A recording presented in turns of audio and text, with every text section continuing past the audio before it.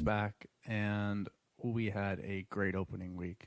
We did. It is, I mean, regardless of how we did in FPL, which I think we're both very happy with our performances, which we'll get into.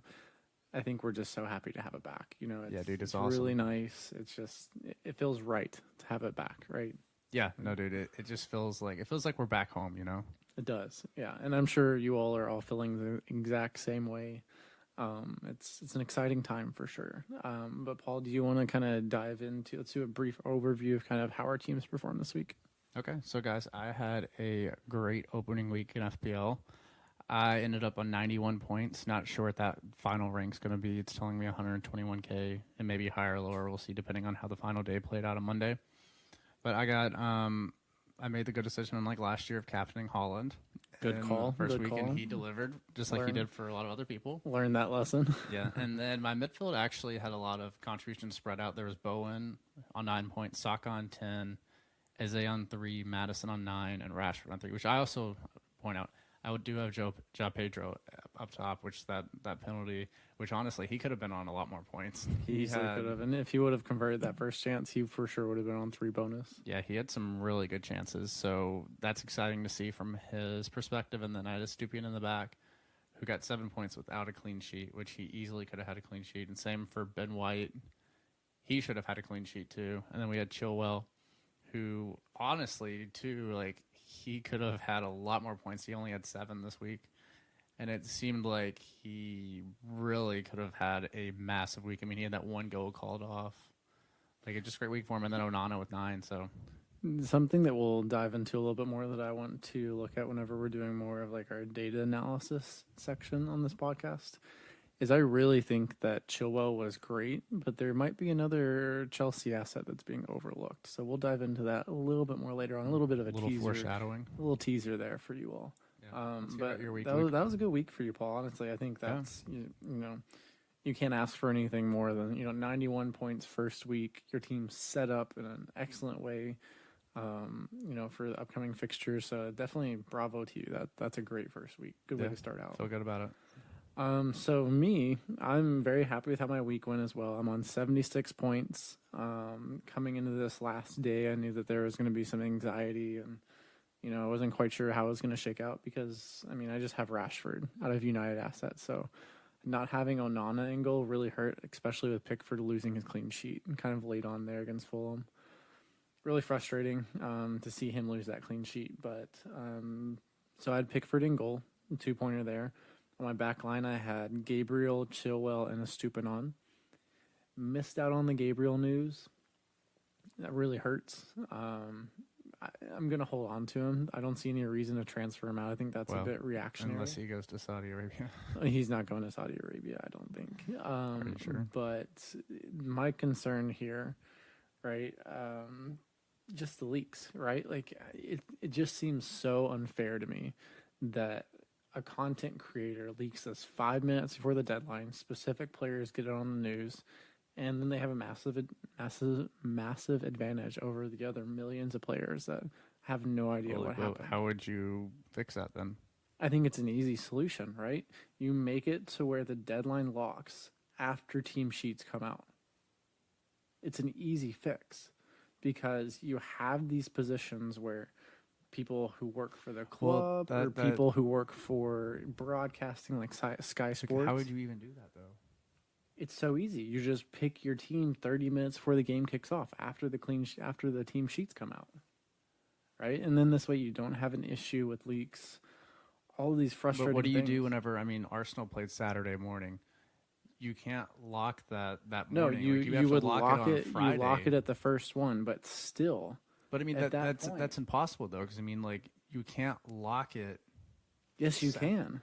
You can't lock it Saturday morning. Like, what about the game on Friday? Yeah, you lock it on that Friday before, but at least at that point, and say we have Man City's team sheet and Burnley's that we know exactly what to expect. Lock the deadline there. Or individually, what you could do is just lock specific teams after their match occurs. And then in that situation, you can transfer other players in if the situation with Gabriel comes up. I completely disagree. I think it's just ridiculous, right? Or maybe you should just pay more attention. No, that's insane. Why should I be required to be on Twitter 5 minutes before the deadline in Because order we to live have in that? the age of information and technology. Like, I That's mean, ridiculous. No, I mean, that dude, shouldn't it's happen. part of it, though. I mean, That's not how the game was intended to be played, right? It's not. You should be picking the best players and, having this insider information where you can go and That's not the real world. Sorry. that's ridiculous. It's not That's the real world. ridiculous. Like, I completely disagree with that, but oh well. you don't have a good solution, though. I do. You just lock the teams That afterwards. doesn't. It leaked a day before the match. Yeah, but that's still ridiculous, right? It should still be locking after the team sheets come out. I will die on this hill. It's fine. We'll move on from. Let's go. Let me finish out my team. Whatever. So in like I said, my back line was Gabriel, Chilwell, and Estupiñán. So that's a combined 15 points. The Gabriel sub on is kind of really hurt my week. He would have been subbing off. I would have had Watkins coming in. Would have been very preferable in that situation. But in my midfield, I had Rashford, Foden, Jota, Saka, and March. I only had returns from Saka and Marsh, but I also had one clean sheet point from Foden and Rashford each. So not exactly what I'm looking for. It could have been a lot better of a week for me, honestly. It was a good week, though. It was a good week. I like the positions that my players were in, and ultimately that's what matters. And with the way I've set up my team, I have Watkins on the bench, so I can bring him in and kind of replace whichever midfielder I feel like is not going to be performing the best based upon weekly fixtures. And then up top, I had Holland and João Pedro. So Holland, of course, returns an incredible amount with the minimum amount of touches he does. So a normal Holland performance. Yeah. And then João Pedro gets the pin, converts it. Should have had more points, but honestly, I'll take what I get. I'm very happy with it. It's a good little precursor of Pedro at Brighton. Yeah, I think so. I think it kind of validates our choice. He looked very lively. The question's going to be rotation, right? Is it going to be Welbeck and Ferguson rotating, or is it going to be all three of them rotating? So we're not really sure what to expect, but a good sign that he starts in game week 1. I think any owners out there of João Pedro will be really excited to see that. And then on my bench, I had Ollie Watkins, Udogie with Tottenham, Matt Turner, and Trusty from Sheffield United. So all in all, happy with my performance.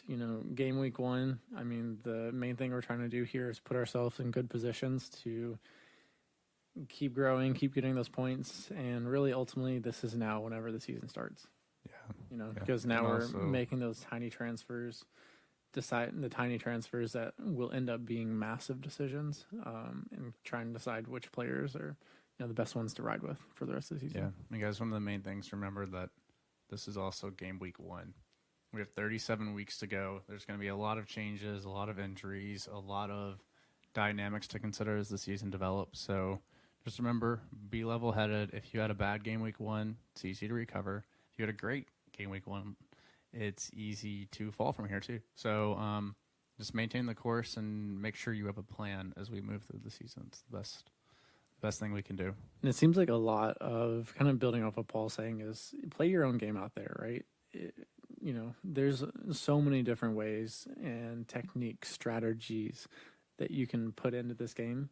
But if you're not having fun with it, then, maybe being a data analysis person is not your kind of thing. Maybe you're more of an eye test person or vice versa. You never know. But the main point I wanted to build on from Paul here is a lot of content creators are saying that you have to roll that transfer over to where you have 2 transfers for game week 3. You don't really have to do that, right? If there's someone in your team that you want to get out and you feel like, you trust and someone that would be in your team for a while, go ahead and make that transfer. I'm not going to encourage anyone taking a negative for at this point. Yeah, I was about to say, I would not take a hit this early on. Agreed. So just something to think about is, each team's different. If you feel like you need to make a transfer or it would be better for your team set up in the long run, go ahead and make that transfer. Yeah. Well, Luke, how about we wrap it right here, and then we will be back for a more in-depth look of FPL going forward. That sounds great. All right, we will be back. And welcome back, everyone.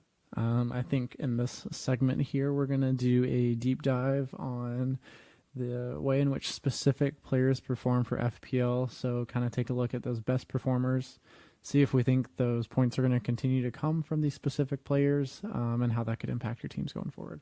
So Yeah. I'm going to pass it on over to Paul, and he's going to kick us off here. All right, let's just dive right in the deep end. And we're going to talk about Head first or feet first?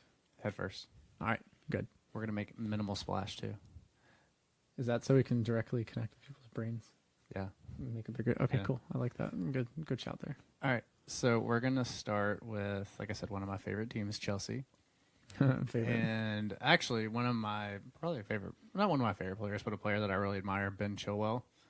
He looked great last week. He was playing in essentially a left mid position for Chelsea which honestly, Chelsea as a team last week looked pretty impressive against Liverpool. They managed to hold their own against a Liverpool team that kind of looked like they were recharged and re-energized. And this Chelsea team controlled the ball well. They facilitated out of the midfield. Enzo looked honestly probably the best he's looked in a Chelsea jersey. And Chilwell was a huge part of that width that he provides in the left to them. Essentially, it's Reece James checking in the back and then Chilwell going forward. It really seems like of those two assets from an FPL perspective that Chilwell is clear of him as of this time. We also know Reece James' injury history. Chilwell also has question marks himself, which we hope that doesn't happen. But, Chilwell had a goal called off in that little crazy run that Chelsea had in the end of the first half. And then he also had it was an assist, I think, right? Who are we talking? What? Chilwell. Chilwell had the header to what's his name? Diassi is I think how you pronounce it. But yeah, he's going to be involved with stuff going forward. And yeah, do you have him pulled up right there? What's his ownership rate right now? So right now his ownership is 16.1%. That has skyrocketed. Yeah. He already has, let's see how many transfers in. Keep going and I'll tell you how many transfers in he has. Basically one of the main things I consider, especially from wing backs and attackers when looking for people in FPL, is how much of a focal point are they going to be of the attack that they participate in, and how much are they going to actually contribute to that. And Chilwell seems like he's going to be right at the front, contributing with everything. And if you look at this Chelsea team, when they get in Cuckoo back, which I'm not sure the timeline on him, I think maybe it's 3-4 weeks, something like that. When Nkuku gets back, they're going to be absolutely cooking up front. And Jackson looks great. He looks like he's going to be a viable FPL asset going forward too. He really could be. Yep, I fully support all those points there. As we were talking about earlier, Chilwell has 232,000 transfers in so far for this week. That's still and this is on. As of right after the Manchester United and Wolves match pretty much wrapped up. So it's early on in the week. He will definitely rise at least once in price. I would not be shocked to see him rise twice before the next run of fixtures kick in. Yeah, totally agreed. But yeah, I think Chilwell's an asset that honestly seems like he should be a staple in our teams going forward, because if we look at the run that Chelsea have going forward, so next week they play West Ham and then Luton, Nottingham Forest, Bournemouth, Villa, Fulham, and Burnley. That is a stupid run of fixtures for them going forward, where I see goals everywhere in all those games. The hardest matchup probably in there, which probably won't be the hardest matchup, but just thinking about it, is probably Villa. And there's going to be goals in that game too. There Villa definitely will be 5 to Newcastle, which Newcastle is a different animal, but there's going to be goals everywhere, and I think Chilwell's going to play a part in quite a few of those. So I would heavily consider him for everybody out there. Yeah, so would I. I'm pulling up the numbers right now. But over this past game week, some teams to target, right? And so if we're looking at amount of XG allowed, right? Luton will led the league with an XG conceded of 4.37. Lovely. They need to take care of that, which is crazy. This information's on our Twitter account, so feel free to go look over there if you want to, see the infographic along with this. But so we had all three promoted sides conceded an XG of higher than 2.28, which does not bode well for all three of them. Burnley was for sure the side that I think looked the best, right, Paul? Do you agree with that? Yeah, absolutely. Yeah, so Luton might be a team for us to target whenever we're looking at FPL matchups, possible going against Holland for captaincy. So just kind of food for thought there to kind of build off your point. Yeah, that's a good way to look at things. I think like early on, like when you look at attackers and just matchups, like teams you want to target to play against for an attacker. I think that's a good way to go about things and a different way to look at it. Yeah, it is. It's kind of just using that information out there that's very readily available, but just use it to your advantage and incorporate that into your decision-making process. It works for some people, it doesn't work for others, but definitely good to know that it's there, right? Yeah. So another FPL top performer that I want to highlight is that of Bert Leno. He had a great week. He had a great week. He had 12 points, 3 bonus points. He had how many saves?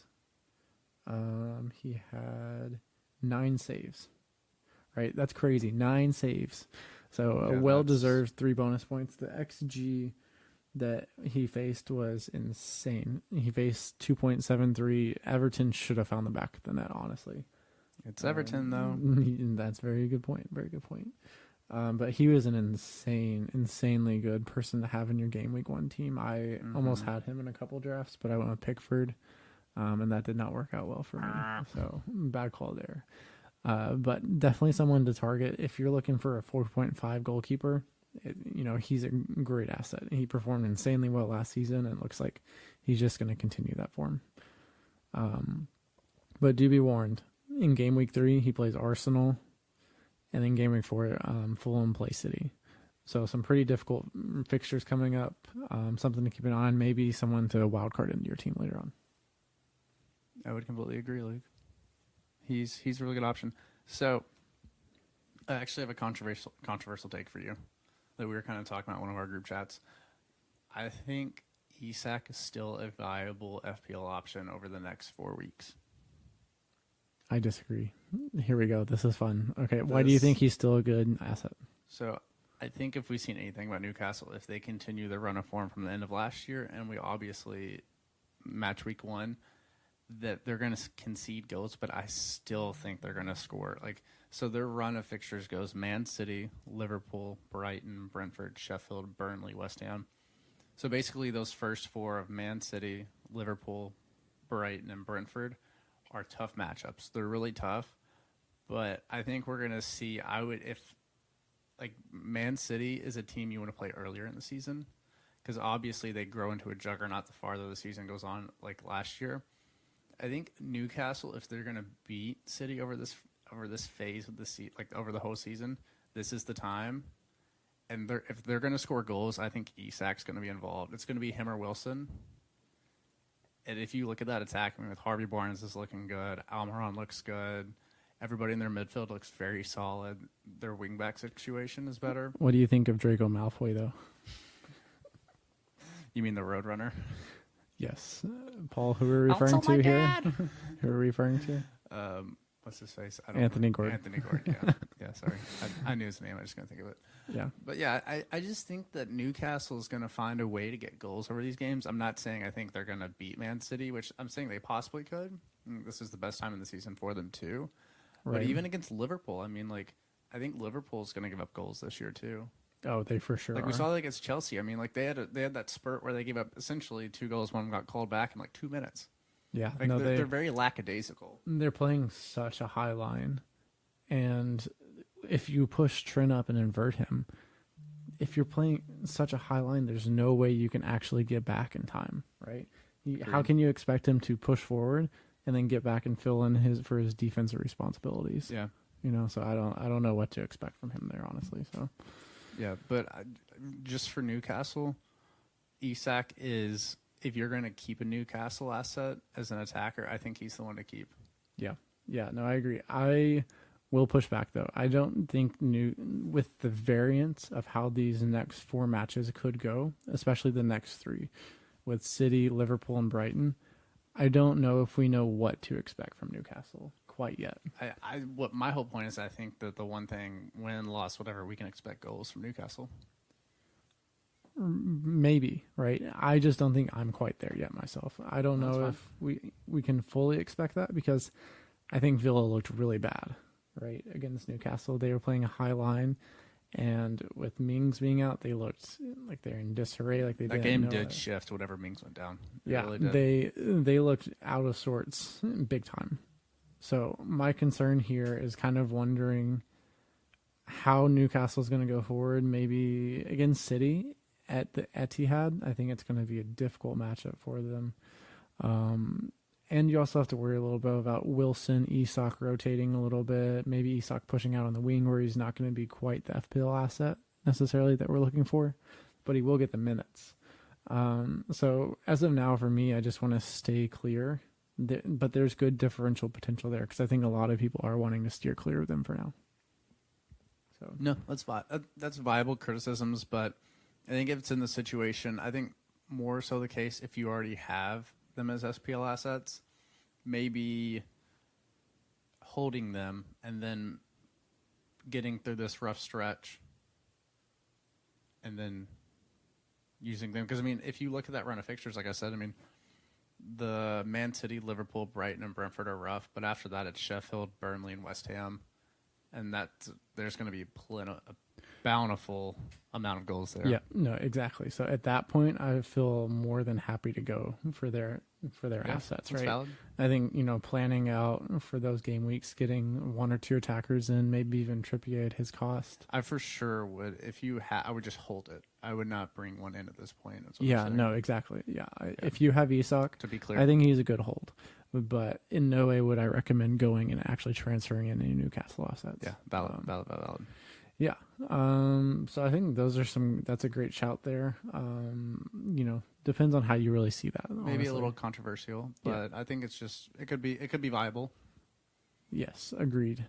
Okay, so the next asset that was one of the top performers that I think is really interesting,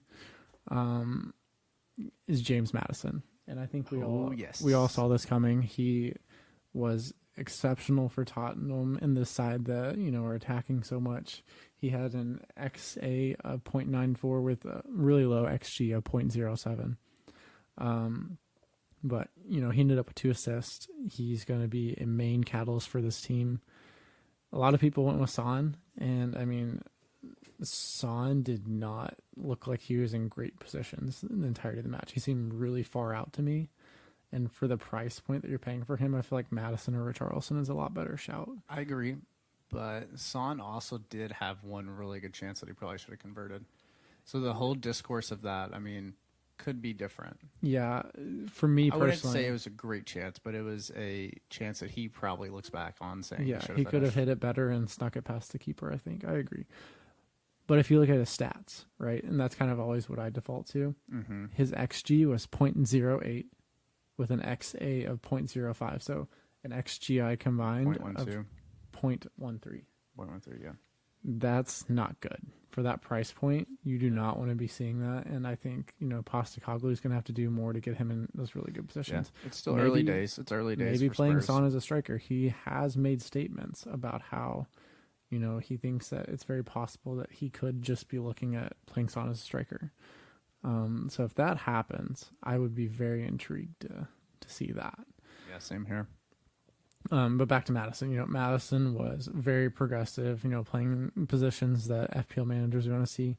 He's taking set pieces. I think he had like 6 corners he took or so through the course of the match. I think there's quite a bit. But so Tottenham's upcoming fixtures, they have Man United next, and then 3 great fixtures, Bournemouth away, Burnley away, and then Sheffield at home. So those 3, and then they play Arsenal and Liverpool, and then the fixtures get good again. So if you don't have Maddison in your team, someone to think about getting in probably game week 3 and just keeping him for, quite a while. Yeah, no, I think Madison's going to be a locked in part of a lot of people's teams for a majority of the season. Yeah, as long as Spurs stay in the goals and they're producing goals, he'll be a mainstay in people's teams. Yeah, his, effective ownership could be really high by game week, 4. Honestly, by game week 8, I could see him being over 40, 50%. I would not be shocked at all. Mm-hmm.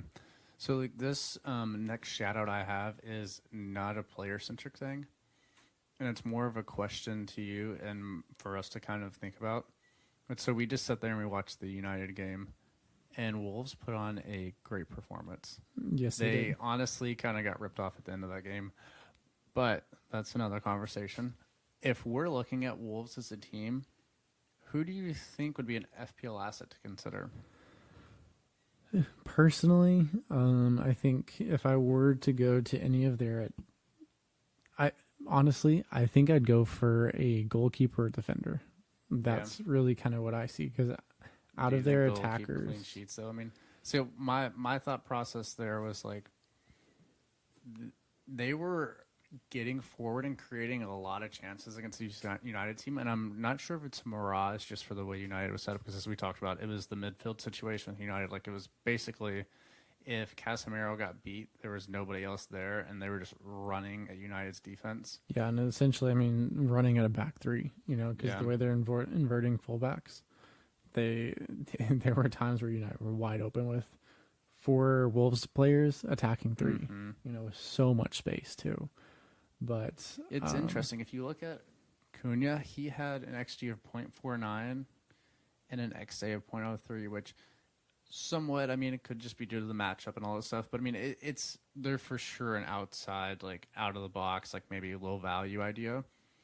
But I mean, it was a really impressive performance from Wolves, and maybe something those FPL managers should keep an eye on if they grow into this as the season goes on.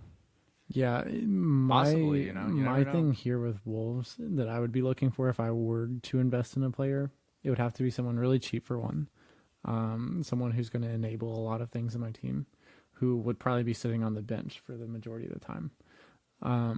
But 2, I'd be looking for a really good run of fixtures, and I don't really see that in their fixtures, right? It seems it's a mixed bag. Like they have a good fixture, then a really tough one. Let's say play Bournemouth away, then they play Newcastle at home, and then they go play Spurs, and they play Fulham, and then they play Arsenal. So like, I think there would have to be, even if someone comes on and looks like a great option, I would still be heavily considering, if I even want to go to Wolves in the first place.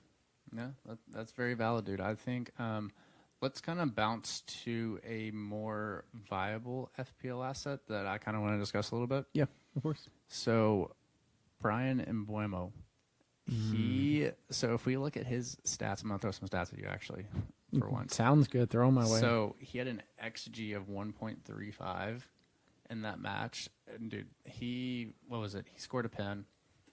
Brentford, as we've seen last year, preseason, and also this year, they're going to score goals. They're going to be involved in goals. They're going to just make it happen.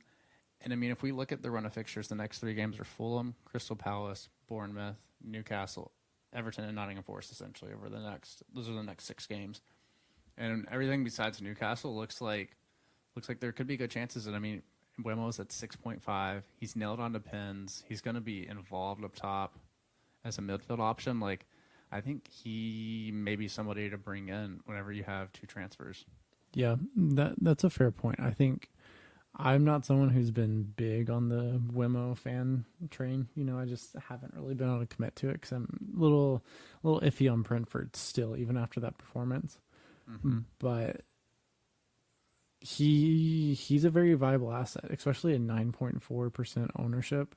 That's someone that if you get them in your team, he's locked on pins. That's been confirmed from Gameweek 1, even going back to preseason. With the run of fixtures, he's definitely someone you want to keep in your team. And if nothing else, because he's at 6.5, you can put him on your bench. And you're not too worried about having too much cash sitting out on the side. He's a good low-budget option. Yeah, he is. He is certainly that. There's no question about that. There's a couple 6.5s that are actually really good options out there, and I think he's probably one of the better ones. Yeah, I agree. Along with my boy Sully Marsh. Your guy. That header was beautiful. Just floated over, redirected it back across the keeper's body. It was a great header. My neighbors were not happy whenever that happened. Like, get this guy out of here. For sure. Yeah, but I like Mbuemo. I think he's a very popular pick amongst, those of the FPL community. And I expect to see his ownership continuing to rise. Someone that we could briefly touch on here a little bit is Diaby, right? I think, he was one of the few bright spots for Villa this weekend, seeing him kind of, get that opening goal, get it out of the way, and kind of get some of that, nervousness and butterflies out of the way with his opening goal for the club. It'll be really good for him. And I think Villa's performance against Newcastle, probably not something that we should necessarily predict for how they're going to perform going forward. No, I completely agree. I think they're a better side. Someone like Pau Torres. I don't know if I'm saying that right. He's Spanish, I'm assuming. So I think they're going to be a lot better, and they have an incredible run of fixtures starting around game week 8, going all the way to game week 14. Their fixtures, though, if you look at it, they're not crazy bad. It's from game week 2, it's Everton, Burnley, Liverpool, which is more difficult, Crystal Palace, Chelsea, a little more difficult, and then Brighton. So, there's, I'd say, 3 really good matchups and 3 more difficult ones. So, if you just want to play the first 2, you can. Yeah, that's kind of the way that I'm looking at it a little bit, is see how Watkins performing, and then when, game week 3 or 4 comes around, I might be looking at transferring him out. And we'll see how the FPL is shaking out at that point, but I don't want to be stuck on him if he's not getting in the goals. Yeah, no, valid. Yeah. He looks like he's going to be exciting to watch in the Premier League, though. I think so. I think he's going to be a great player for Villa. Diaby, for me, is more of a watch list player, just seeing how he develops and kind of keeping an eye on where. And by the time that really nice that run of fixtures come around game week 8, we'll have a good idea of what to expect for him, where he's going to be playing, and if he really has some FPO value for us. So, agreed. Around that time, definitely some players to look at from Villa. But let's take a little break here, and then we'll come back and do a little analysis on upcoming runs of fixtures and teams to possibly invest in. All right, sounds good. All right, ladies and gentlemen, we are back, and we're going to give you one little quick more segment, and then we'll probably call it a night from there. But Luke, would you like to unveil to us your masterful work that you've been putting in? Yeah, sure. I'll dive right into it. So what I did is I went through and found the top 3 teams that I think I would prefer to target, and some FPL managers might prefer to target as well. So I went through fixture difficulty ratings, kind of saw the best run of fixtures coming up from game week 2 all the way up to game week 6. And the top 3 teams that I think are going to be the best to look at are going to be Tottenham, Chelsea, and then also Manchester City. So, okay. Let's break that down. Let's just go right through it. So for Spurs in game week 3, they are playing Bournemouth, Burnley, Sheffield United, and then Arsenal. So game week 6 gets really difficult for them, but they have an amazing run of 3 fixtures here amongst, 3 sides that you aren't really sure what to expect from them week in, week out. I think also another thing to consider too is match week 2 they play United, and that may not be as tough of a matchup as we think it's going to be. Yeah, with the way that the from last match standpoint, they were very open at the back. So maybe even getting these assets in for game week 2 would be excellent. That's kind of up to it's a roll of the managers. dice. It's a roll of the dice for sure, depending on how much risk you want to take. Yeah, and then some of the players that I'm looking at for this, right? I think James Maddison is the best top asset from Tottenham right now. He's an XGI of 1.01 with 2 assists. Really put in good performances, right? Richarlison, someone good to take a punt on. He had an XGI of 0.22, but in another match, things shake out differently. Maybe he has 2 goals, right? Okay. So next, the team that I think would be a good fit is that of Chelsea. This is not a major statement, no major revelation here, but let's overview Chelsea's upcoming fixtures. So in game week 3, Chelsea have Luton. Next, they play Forest in game week 4. They have Bournemouth in game week 5, and then they have Villa in game week 6. Right, so that's a really nice run of fixtures. A fair amount of those are at home as well at Stamford Bridge, and we all know that makes a huge difference, whether you're playing away or at home. So when looking at that, I think there are some really good Chelsea assets that managers can look at to bring into their teams as well. Yeah. So we have Nicholas Jackson, striker. Dude, he looked great. He looked really good. His hold up play, the way he, played. I think he has really good connection with Mudryk, right? I think it seems like it. I mean, so that there was that preseason goal where they had that kind of interplay amongst each other. Mudryk. There were a couple of moments when Mudryk subbed on where they had a really nice interplay too. So something to keep an eye on there. But Jackson had an XGI of 0.54. Probably, he probably should have scored. Honestly, the chance that he had. I agree. But it's okay. He looked really good, and that's kind of what we're looking for at this point in FPL. Yeah. The second player I want to highlight is that of Reece James. Reece James had an XG of 0.05, I believe, and an XA of 0.42. So an XGI of overall of 0.45, which compared to Chilwell, his XGI was 0.34. So Reece James was technically not in better positions, but playing better balls in that should, eventually lead to goal scoring opportunities. So the numbers do not lie. He was more involved from a technical standpoint, but from a positional standpoint, we know Chilwell is going to be higher, like you said. I think over the season, we'll probably see that Chilwell's XG will be higher, and maybe Reece James' XA will be higher. Does that make sense? No, I mean, Reece James doesn't have to play too far up. If he can just get on that right wing and play balls in, the way he hits the ball, he's going to put it almost exactly where he wants it with pace. And that is going to spike his XA there. So honestly, it's kind of crazy. You wouldn't expect this, but Reece James' ownership is higher than Chilwell. By the end of this week, I think that's going to be drastically different. I think Chilwell's going to be... I think that's just the knock-on effect from the last couple of years of... Yeah, his Chilwell's ownership should be higher than above 20%. Yeah. And Reece James is currently sitting at 17.9%. So expect to see Chilwell be the higher owned asset by the end of this week. But I think Reece James is someone who could go under the radar, that if you want to maybe double up on Chelsea defense in this really nice run of fixtures, Reece James would be a great person to bring in. Yeah. Just be warned about his injury history. Yeah, there was the kind of like injury concern apparently at the end of the game, but I think from what I've heard is that most likely was just him being tired. Yeah. And fatigue setting in. So let's hope it. Hopefully that's what it was. We just have to be aware of that, Yeah, be careful there, but someone that could have enormous FPL potential if he's on the pitch. So the third and final team that I want to highlight here is Manchester City. So I know some people took a punt on Phil Foden. Almost everyone probably. Some people. Me. Some people. It wasn't me, was it?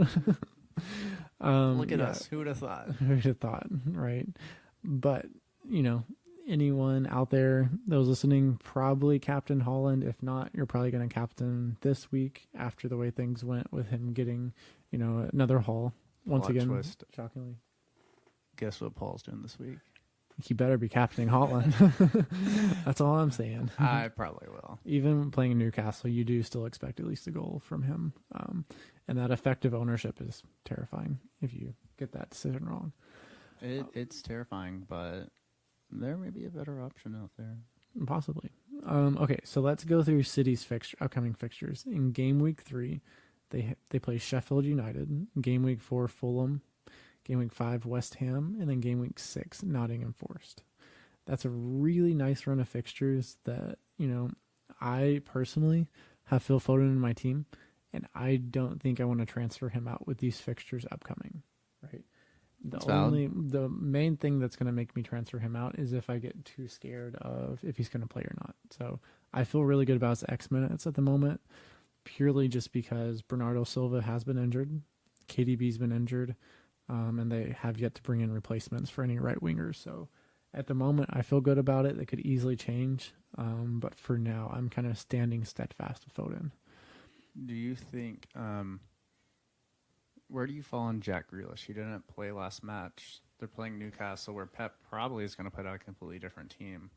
Not completely, but he's probably going to put out a different outfit than he did last time for like different demands of the game.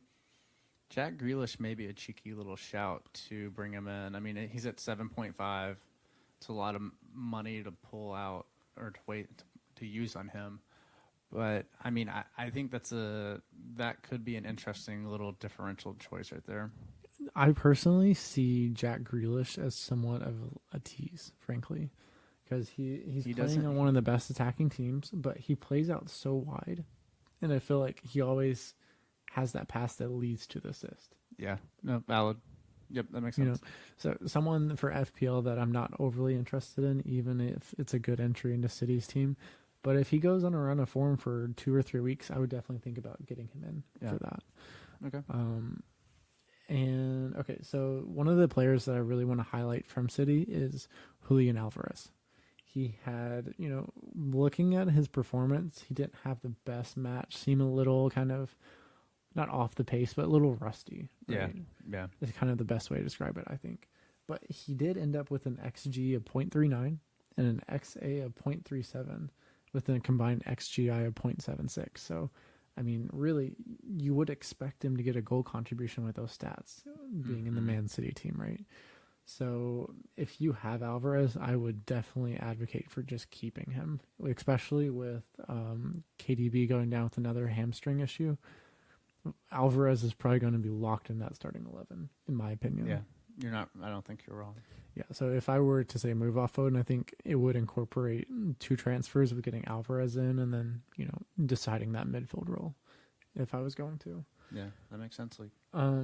So just to review Foden's stats, and then I'll dive into the last asset that I think would be great from City. Foden had an XG of 0.27 with an XA of 0.11, an overall XGI of 0.38, and I was happy with the positions he was taking up in Manchester City's attack, but it didn't quite feel like he was overly threatening. So definitely something to keep an eye out for, but I still think Foden is primed for a great season and could be an excellent FPL option for owners out there. So, sure.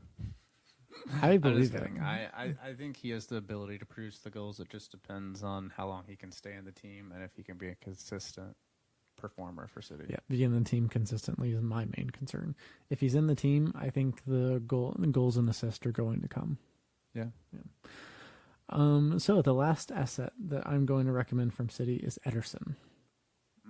Interesting take there, Luke. So the reason why I think this is City have just brought in one of the top defenders in the world, right? One of the youngest top talents. Guardiola. Right. So I think we can expect City's defense to, even become more resolute than they were last season. And perhaps Ederson can possibly stop some shots. And like he did last year, I think last season his shot saving was questionable at best. I mean, the FPL community may be out for you, Luke. Ederson has hurt a lot of people over the years, and there is a large portion of people that do not like Ederson as an FPL. He has, but I haven't gotten to my final point on him. All right. I think that Ederson could possibly end up with 3 or more assists this season.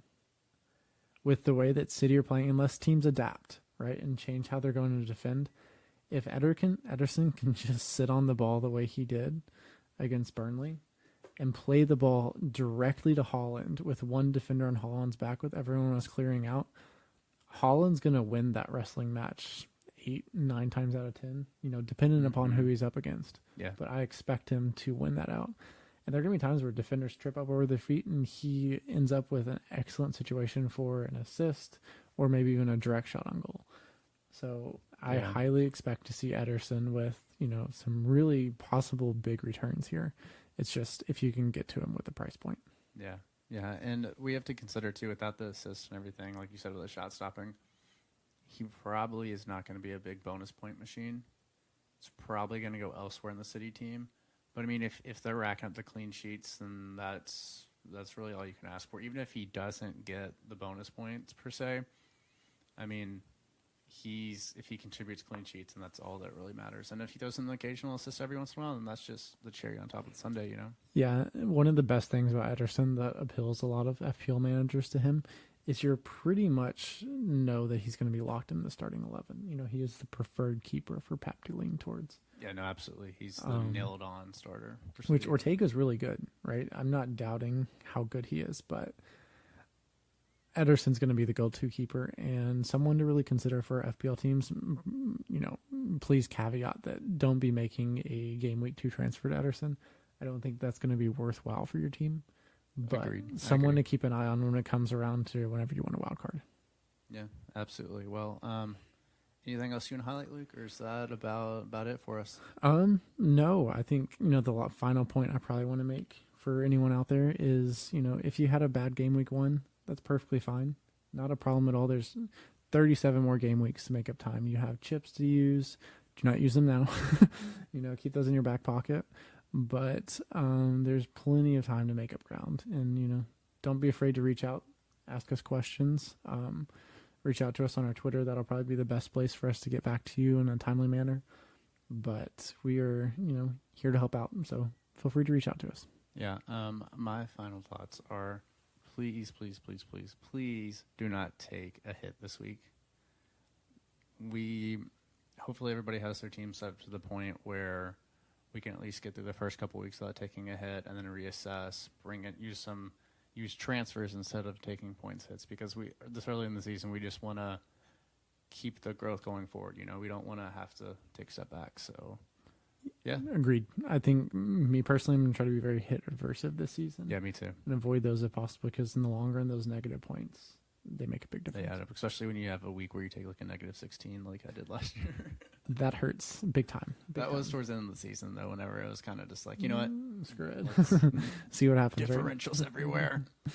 Yeah, well, everybody, once again, thank you for listening, and we look forward to interacting with you about the podcast and any Premier League, soccer, and honestly anything out there.